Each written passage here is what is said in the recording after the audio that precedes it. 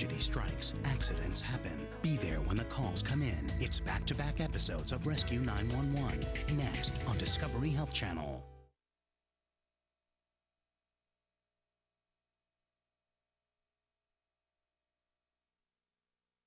This is 911. Do you have an emergency? Today on Rescue 911. Fly with the courageous team of Air 5 into a treacherous canyon. Okay, hold it right there, hold it right there. On a perilous rescue. Slid off the train, just went head first right over the cliff.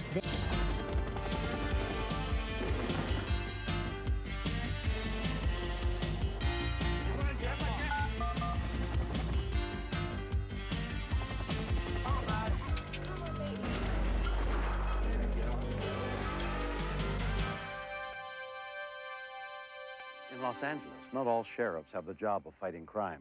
This story is not a recreation, but a ride along with the men of the Air 5. Q5 out of Barley with 79s, had a head injury. Affirmative, apparently 263 has a possible broken hunter. It looks just like kind of a lightweight cliffhanger. I don't know if he's injured or not. Straight up burn victim, overheated radiator, burned his face. Okay, Davey, whenever you're ready. Takeoff's good. Stationed just a few miles above downtown Los Angeles, Air 5 is the LA County Sheriff's elite helicopter rescue unit. You did some awesome flying yesterday, baby. Massive rescue helicopters patrol 1,800 square miles of rugged terrain in the steep and rocky San Gabriel Mountains. Normally in law enforcement, you're not thought of as the good guy. But in this line of work, we are. Each year, on an average, we airlift anywhere from 600 to 700 people out of these mountains. Male adult cyclist injury. We got about a 30-second ETA. We just came out of the foothills just above them.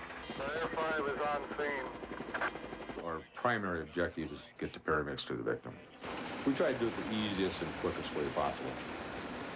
It's a tough job. It's physically demanding. I need a shower now. I need a shower.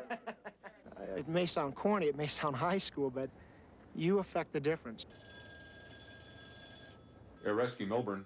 On July 1st, Crew Chief Mark Milburn gets a relay from 911 about an injured hiker and launches his crew. What do we get? We got a call about noon of a person had a head injury down in Cascade Canyon. The more serious the injuries to the person, the more serious it becomes in our operation.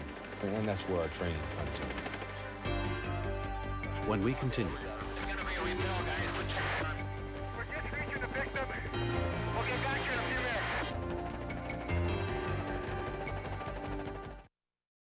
minutes. Next on Discovery Health Channel. 911. It's the call that saves lives. True stories that one day could help you in an emergency. Rescue 911, coming up next, only on Discovery Health Channel. Ride the razor's edge between life and death with the people who walk it every day. Trauma, Life in the ER, tonight at 7 Eastern, only on Discovery Health Channel. Air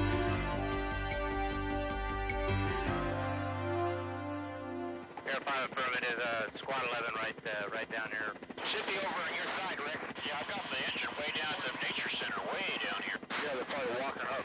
Okay, there we go, right down here.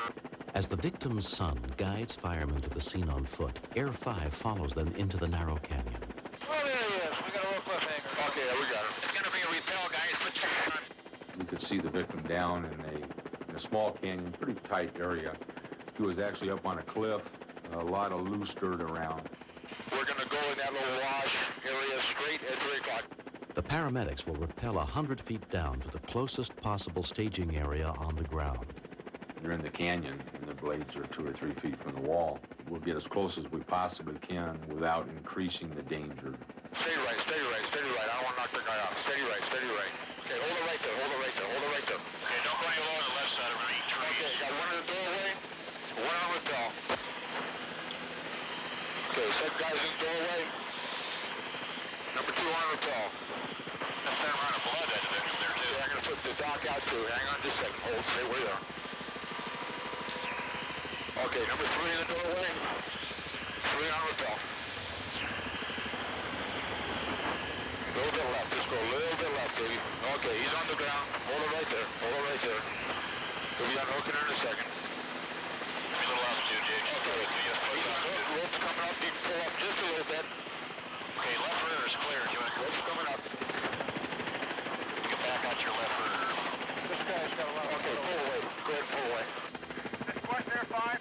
We're just reaching the victim. We'll get back here in a few minutes. Paramedic Jerry Despuez was one of the first on the scene. We free climbed up to the victim. The surrounding rock was covered with a substantial amount of blood. He'd fallen approximately 75 feet, and he was wedged between two rocks. As soon as they reach the victim in the steep wash, they check his vital signs.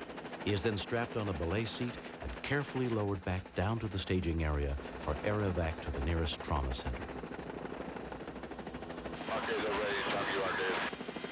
The downwash on the helicopter sometimes can cause problems with falling rocks, a lot of dirt being blown around. The time that they're on the rope, that's where things are the most dangerous for them and the helicopter.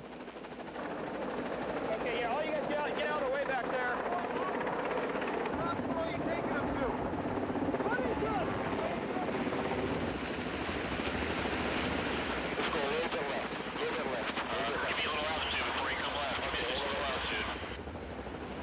Left side's good. No power. Power's good. Hold it right there. Hold it right there. You're good. Hold it right there. Okay, hold it up there. Hold it up. Left side's good. 85% power's good. Okay. I've been on rescues that lasted 2 days without a helicopter.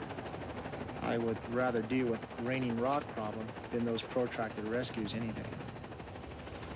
Leaving the other crew members on the ground, Air 5 takes off as soon as the victim is on board. The paramedics are worried by the victim's son's report that their father collapsed before falling over the cliff. It is only a 5-minute flight to the helipad at Huntington Memorial Hospital. Bill Dyer had been on a hike with his sons to celebrate his 49th birthday and his oldest son's 26th. They were spending the day visiting the places that had been special to them when the boys were young. Do you have any type of heart history? Do you take any kinds of medicines or anything? No. Have you ever passed out before? All right. Scott, end over end, 75 feet, you said? 35 feet. You can do or if you can. Here's the bag for your cut down to should you decide to do one. All right. All right, Bill. He was climbing a place called Cascade Canyon. He was with his son. Okay. He got near the summit, stopped for a second. His son said he suddenly just fell forward, face forward, and to the left, almost as though he fainted. We were maybe 70 feet from the top of the canyon, and I turned around and my dad was leaning against the tree. He was snoring. I looked down at him. He was asleep. Like he had passed out. He just slid off the tree and just went head first right over the cliff. So I just couldn't afraid. believe it because I thought he was having a heart attack. I thought he was seriously having a heart attack, and Rob had the good sense to go get the paramedics. I'm just hoping it's nothing really too serious. He hit some hard falls there. X-rays and a preliminary examination by the trauma doctor on call show no broken bones. We're going to be doing the same thing. Head and belly. Yeah. Testing will continue. When we landed at the helipad, he looked up at me and didn't say a word. He had this look in his eye, reached over and grabbed my hand, and just his facial expression, he was saying, thank you. I knew that. I sensed that. He didn't have to say that to me. This person was in a whirl of hurt. The look in his face said, you got me out of there, pal. And it means a lot to me.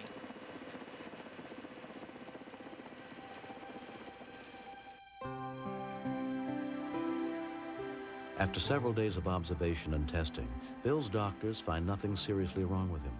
His fall was most likely caused by heat exhaustion. He is free to go home with his family. I don't even remember the fall or anything. I was feeling a little lightheaded. The next thing I knew, suddenly here were all these sheriff's department people, and there was the guy with me, watching. He was very much in control, had taken charge, and knew what he was doing, and it would get done. So he put a lot of trust in me. And it's just nice to have.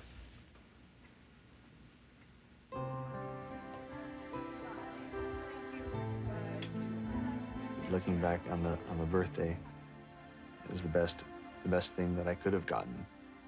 It's my father's, life given back to us, that he was still alive to have a birthday in a couple of days.